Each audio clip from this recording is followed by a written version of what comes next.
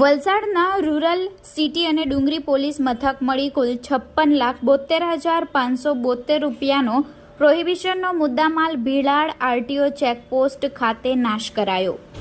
સોમવારના રોજ 4:45 કલાકની આંકડાકીય મળતી માહિતી મુજબ વલસાડના રૂરલ સિટી અને ડુંગરી પોલીસ મથકમાં અલગ અલગ વાહનમાં ઝડપાયેલા પ્રોહિબિશનનો મુદ્દામાલ આજરોજ ભીલાડ ખાતે નાશ કરવામાં આવ્યો હતો, જેમાં સ્વચ્છ ભારત મિશન અંતર્ગત વલસાડ જિલ્લા પોલીસ દ્વારા રૂરલ સિટી અને ડુંગરી પોલીસ મથકમાં કુલ 56,72,572 રૂપિયાનો મુદ્દામાલ કબજે લઈ વલસાડના ભીલાડ આરટીઓ ચેકપોસ્ટ ખાતે પ્રાંત અધિકારી વલસાડ, પ્રાંત અધિકારી પારડી, પ્રાંત અધિકારી ધરમપુર, નાયબ પોલીસ અધિક્ષક એસડીપીઓ વલસાડ, નાયબ પોલીસ અધિક્ષક એસડીપીઓ વાપી, પ્રોબેશનલ આઈપીએસ ડુંગરા પોલીસ ઇન્સ્પેક્ટર